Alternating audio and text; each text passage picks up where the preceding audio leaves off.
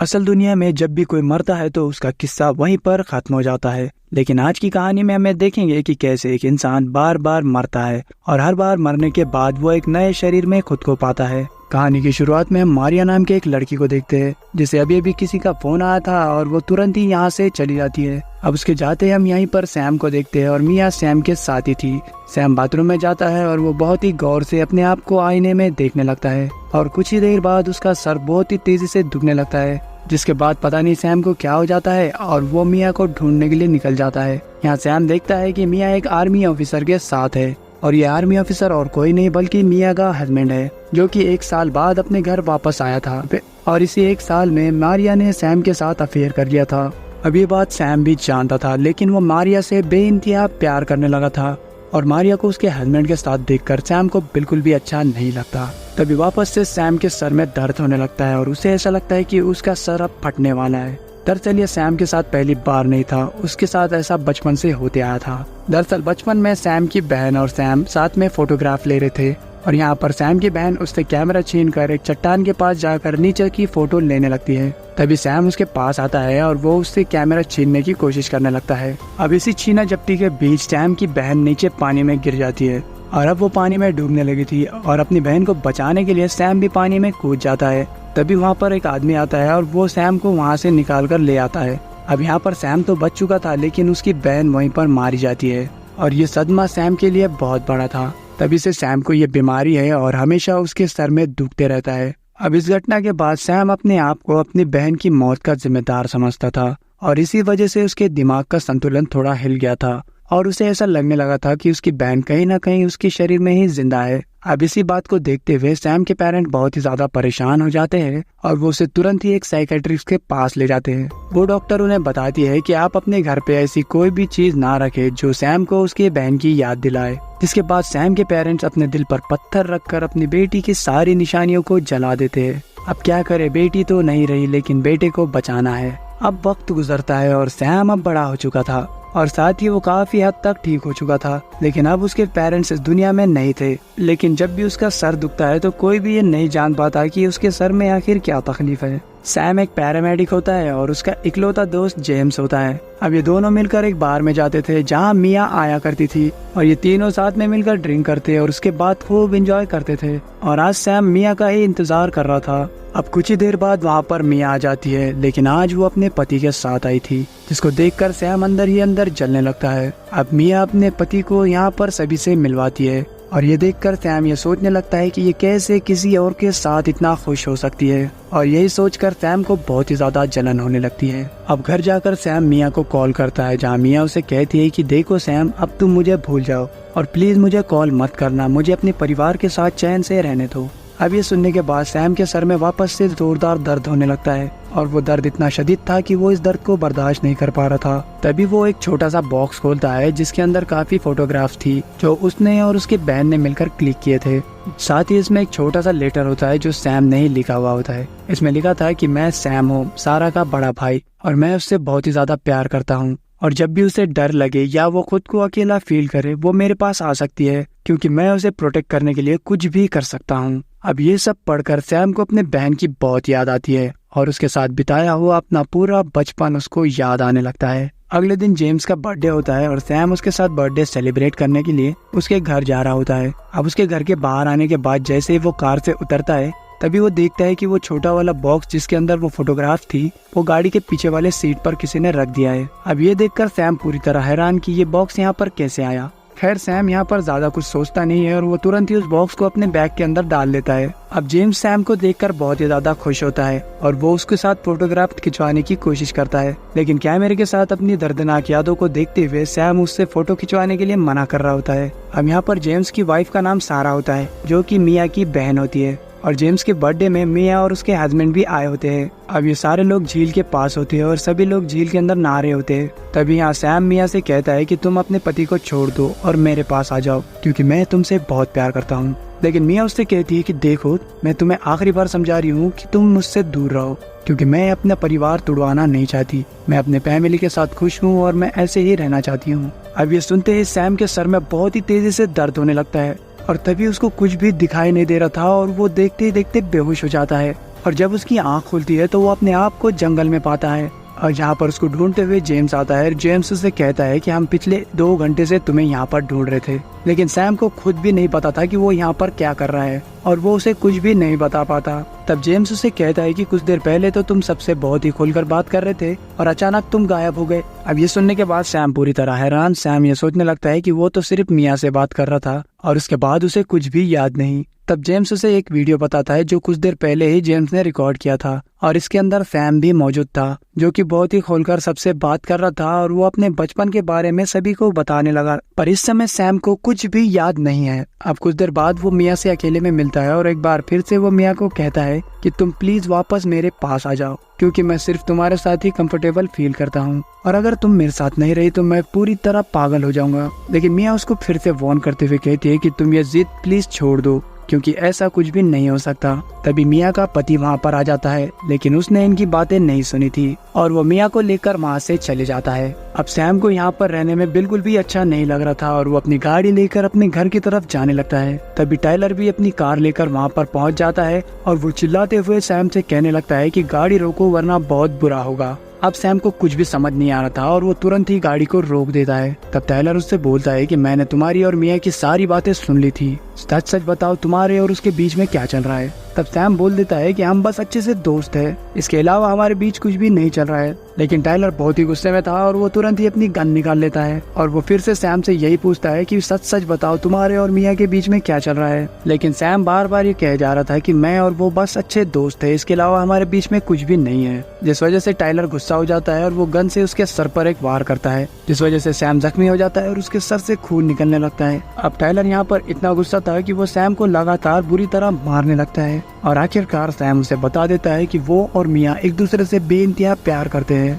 अब ये सुनने के बाद टाइलर को और भी गुस्सा आता है और वो उसे बुरी तरह मारता है और यहाँ पर टाइलर की मार सैम सहन नहीं कर पाता और वो अपना दम तोड़ देता है। और टाइलर जब ये देखता है कि सैम मर चुका है तो वो घबरा जाता है। तभी हम देखते हैं कि आसमान में घने बादल है जिनसे बहुत ही तेज रोशनी निकल रही थी और अगले सीन में जब सैम की आंख खुलती है तो वो अपने सामने एक सीलिंग फैन को देखता है और जब वो अपने बगल में देखता है तो उसके बगल में टाइलर की वाइफ सारा लेटी हुई थी। वो चौंकते हुए सारा से पूछता है कि आप मेरे कमरे में क्या कर रही हो। सारा उससे कहती है कि ये तुम्हारा कमरा नहीं हमारा कमरा है जेम्स। और जैसे वो आईने में खुद को देखता है तो उसे ये पता चलता है कि वो जेम्स की बॉडी के अंदर आ चुका है। मतलब सैम मर चुका है लेकिन उसकी आत्मा जेम्स के बॉडी के अंदर थी। अब सैम समझ नहीं पा रहा था कि आखिर ये क्या हो रहा है और वो पूरी तरह कंफ्यूज था। तभी वो देखता है कि टाइलर घर की तरफ आ रहा है, जो सैम की बॉडी को दफना कर घर आ रहा होता है। और ये देखते ही वो भागते हुए मिया के पास जाता है और उसे उठाने लगता है और वो उससे कहता है कि जल्दी उठो वरना तुम्हारा पति तुम्हें मार देगा। लेकिन जल्दी में वो अपनी अंडरवेयर पहनना भूल गया था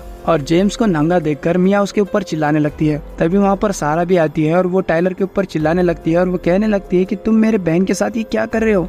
लेकिन उन्हें ये बात नहीं पता थी कि ये जेम्स नहीं बल्कि उसके बॉडी के अंदर सैम मौजूद है। तभी वहाँ पर टाइलर आता है और वो जेम्स को नंगा देखकर उसके ऊपर बहुत ही गुस्सा हो जाता है और दोनों के बीच हाथापाई होने लगती है। अब मिया और सारा मिलकर जैसे तैसे इन दोनों की लड़ाई को रुकवाती है और अब सैम कपड़े पहनकर अपने रूम के अंदर बैठा हुआ था। तभी वहाँ पर सारा आती है और सैम उससे कहता है कि देखो मैं सैम हूँ, मैं जेम्स नहीं हूँ, तुम मुझे गलत समझ रही हो। लेकिन सारा उससे कहती है कि देखो तुम बहुत ज्यादा थक गए हो और तुम्हें अभी आराम की जरूरत है और ऐसा कहकर वो उसे सोने के लिए कहती है। और जैसे ही सैम सोता है तो वो एक अजीब सा सपना देखता है जहाँ वो देखता है कि वो अपनी बॉडी के अंदर है और वो और मिया एक दूसरे के साथ बहुत ही ज्यादा खुश है। लेकिन तभी उसे ये पता चल जाता है कि ये एक सपना है, क्योंकि वो अपने एक उंगली से दूसरी उंगली को टच करने की कोशिश करने लगता है और तभी उसके हाथ के अंदर से एक मक्खी निकलती है। तभी सैम की नींद खुल जाती है और जागते ही वो सोचने लगता है कि उसे किसी भी तरह मिया की जान को बचाना पड़ेगा और वो तुरंत ही अपनी खिड़की से कूदकर नीचे उतर जाता है और वो टाइलर की गाड़ी के अंदर जाकर उसकी गन को चुराने लगता है और उसे वो गन मिल भी जाती है। लेकिन तभी टाइलर अपनी कार के पास आता है और वो कार को लॉक कर देता है। लेकिन किसी तरह सैम उसकी गाड़ी का दरवाजा खोलकर गाड़ी से बाहर आ जाता है। तभी टाइलर, मिया और सारा वहाँ पर आ जाते हैं। तब सैम टाइलर के ऊपर गन तानते हुए उससे कहता है कि एक भी कदम आगे बढ़ाया तो मैं गोली चला दूंगा। ये देखकर सारा उससे कहने लगती है कि तुम ये क्या कर रहे हो जेम्स, पागल तो नहीं हो गए? सैम कहता है मैं जेम्स नहीं हूँ, मैं जेम्स नहीं हूँ, मैं सैम हूँ। टाइलर ने मुझे झील के पास मार दिया था और तब से मैं जेम्स के बॉडी के अंदर घुस गया हूँ। तभी सारा उसे किसी तरह शांत करने की कोशिश करने लगती है और मौका देखकर टाइलर उससे गन छीन लेता है। लेकिन यहाँ पर उसके बातों पर इन दोनों ही लड़कियों को बिल्कुल भी यकीन नहीं हो रहा था अब टाइलर जब ये बात सुनता है तो वो सोचने लगता है कि ये बात इसे कैसे पता चली, कहीं सच में सैम की आत्मा जेम्स की बॉडी के अंदर तो नहीं आ गई। खैर अब सैम को एक अलग रूम के अंदर बंद कर दिया जाता है। तब टाइलर अपना डाउट क्लियर करने के लिए उसी कमरे के अंदर आता है और यहाँ पर वो जेम्स से पूछने लगता है कि देखो जेम्स, सैम को मैंने मार दिया, ये बात सच है, लेकिन तुम्हें ये बात कैसे पता चली? क्या तुम मुझे फॉलो कर रहे थे? तब यहाँ पर जेम्स उसे कहता है कि तुमने जिस सैम को मारा मैं वही सैम हूँ, मैं जेम्स नहीं, मैं सैम ही हूँ, मैं जेम्स के बॉडी के अंदर हूँ। तब चिल्लाते हुए सैम उससे कहता है कि तुमने मुझे इसलिए मारा क्योंकि तुम्हारी वाइफ का और मेरा अफेयर चल रहा था। ये सुनते ही टाइलर को बहुत गुस्सा आता है और वो जेम्स को भी शूट कर देता है और यहाँ पर जेम्स की यानी सैम की एक बार फिर से मौत हो जाती है और टाइलर अपने आप को बचाने के लिए गन उसके ही हाथ में रख देता है ताकि सभी को ऐसा लगे कि ये पागल हो गया था और इसी ने खुद को शूट कर लिया। तभी आसमान में फिर से घने बादल आने लगते हैं और उसके अंदर से वापस से वैसी ही रोशनी निकलती है। अब जब सैम आंखें खोलता है तो वो एक बार फिर से मिया और टाइलर को अपनी आंखों के सामने देखता है। अब यहाँ पर सैम बहुत ही ज्यादा इमोशनल होते हुए सोचने लगता है कि आखिर इस बार वो किसकी बॉडी में घुस गया है। तभी उसे पता चलता है कि इस बार वो बॉबी के बॉडी के अंदर घुस गया है क्योंकि जेम्स की बॉडी देखकर बॉबी बेहोश हो गई थी और उसी वक्त सैम उसकी बॉडी के अंदर घुस गया था। सैम ये सोचने लगता है कि अगर इस बार टाइलर को ये पता चला कि वो सारा के बॉडी के अंदर है तो वो सारा को भी मार देगा। इसीलिए सैम टाइलर और मिया से कहता है कि मुझे अपने पति के साथ कुछ देर के लिए अकेला छोड़ दो प्लीज, और वो टाइलर और मिया को रूम के बाहर ही रुकने के लिए कहता है। अब रूम के अंदर सैम जेम्स की बॉडी देखकर बहुत ही रोने लगता है। कुछ देर बाद वो सैम के हाथ से उस गन को लेकर खिड़की से बाहर फेंक देता है। अब इसके बाद हम ये देखते हैं कि बॉबी मिया का हाथ पकड़कर उसको घर के बाहर लाती है और उसको गाड़ी की कीज देते हुए कहती है कि तुम कार को स्टार्ट रखो, मैं कुछ ही देर में बाहर आऊंगी और फिर हम दोनों यहाँ से निकल जाएंगे। और वो घर के पीछे जाकर उस गन को हासिल करने की कोशिश करने लगती है। तभी वो टाइलर का बच्चा वहाँ पर आ जाता है और वो सारा को पकड़कर पूछने लगता है कि सारा तुम यहाँ पर ये क्या कर रही हो। लेकिन तभी वो देखता है कि सारा अजीब तरीके से स्माइल कर रही है। ये देखकर वो समझ जाता है कि एक बार फिर से सैम सारा के बॉडी के अंदर आ गया है। और ये देखकर टाइलर को बहुत ही ज्यादा गुस्सा आता है और वो कहने लगता है कि मैं कितनी बार तुम्हें मारूं, तुम मरते क्यों नहीं हो। लेकिन तभी बॉबी भागकर कार की तरफ आने लगती है, यानी कि सैम भागकर कार की तरफ जाने लगता है, लेकिन टाइलर उसके पैर के ऊपर शूट कर देता है। ये देखकर मिया बहुत ही ज्यादा गुस्सा हो जाती है कि आखिर तुमने मेरे बहन के ऊपर गोली कैसे चलाई। और जब मिया और टाइलर एक दूसरे से लड़ रहे होते तब मौका देखकर सारा गाड़ी के अंदर बैठ जाती है और गाड़ी को स्टार्ट करके वो रिवर्स में चलाने लगती है और वो बहुत ही तेजी से टाइलर को टक्कर मार देती है, जिससे कि टाइलर वहीं पर गिरकर बेहोश हो जाता है। और अब वो मौका देखकर मिया को लेकर वहाँ से निकल जाती है। अब मिया को ये बिल्कुल भी समझ नहीं आ रहा था कि यहाँ पर क्या हो रहा है। तब सारा यानी कि सैम मिया को ये समझाने लगता है कि टाइलर के साथ तुम बिल्कुल भी सेफ नहीं हो क्योंकि वो कभी भी तुम्हें मार सकता है। उसी ने सैम को मारा है, यानी कि मुझे मारा है, और इससे पहले मैं जेम्स की बॉडी के अंदर था और उसने जेम्स को भी मारा है और अब वो मुझे भी मार देगा क्योंकि उसे पता चल गया है कि मैं सारा के बॉडी के अंदर हूँ। लेकिन मिया को उसकी बातों पे बिल्कुल भी यकीन नहीं हो रहा था। तब सैम उसे अपनी गाड़ी के पास ले जाता है जहाँ पर टाइलर ने सैम को मारा था। यहाँ पर वो अपनी गाड़ी से वो छोटा सा बॉक्स निकालता है और उसके अंदर के फोटोग्राफ निकालकर उसे अपने बचपन की यादों के बारे में डिटेल में बताने लगता है। और ये सब देखने के बाद मिया को भी उसकी बातों पे यकीन हो जाता है और वो ये समझ जाती है कि ये हो ना हो सैम ही है। अब ये दोनों झील के पास खड़े हुए थे जहाँ पर मिया सैम से कहती है कि जिस तरह तुम अपनी बहन से प्यार करते थे उसी तरह मैं भी अपने बहन से प्यार करती हूँ और तुम प्लीज मेरी बहन को मुझसे मत छीनो, मेरी बहन के शरीर को छोड़कर चले जाओ। लेकिन तभी उन्हें टाइलर के ट्रक की आवाज आती है और ये सुनते ही वो दोनों वहाँ से निकलने लगते हैं और टाइलर उन्हें ढूंढने लगता है। तभी सैम टाइलर के ट्रक के अंदर छुप जाता है और मिया यहाँ पर सैम की गाड़ी के अंदर से निकलती है। ये देखकर टाइलर ये समझने लगता है कि दोनों बहनें सैम की गाड़ी के अंदर ही बैठकर यहाँ से निकलने लगी थी। और ये देखकर टाइलर अपनी ट्रक लेकर सैम की गाड़ी का पीछा करने लगता है। तभी यहाँ पर सैम देखता है कि उसकी बॉडी को टाइलर ने अभी भी अपने ट्रक के अंदर ही रखा है और उसने अभी भी सैम की बॉडी को डिस्पोज नहीं किया है। अब ये देखकर सैम को और भी गुस्सा आता है और वो टाइलर की गाड़ी में पड़े एक कुल्हाड़ी लेकर वो टाइलर के ऊपर पीछे से हमला करने लगता है और इसी वजह से टाइलर के ट्रक का बैलेंस आउट हो जाता है और गाड़ी सीधा झील के अंदर जाकर गिरती है। अब गाड़ी पानी के अंदर डूब रही थी और तभी सैम गाड़ी के बाहर आ जाता है, लेकिन उसके पैर के अंदर एक रस्सी फंसी हुई थी और इस वजह से वो बाहर निकल नहीं पाता और डूबकर उसकी मौत हो जाती है। और एक बार फिर से आसमान में बादल छा जाते हैं और उससे तेज रोशनी निकलती है और एक बार फिर से सैम जब आंखें खोलता है इस बार वो देखता है कि वो अब टाइलर के बॉडी के अंदर आ गया है और वो सारा की बॉडी को लेकर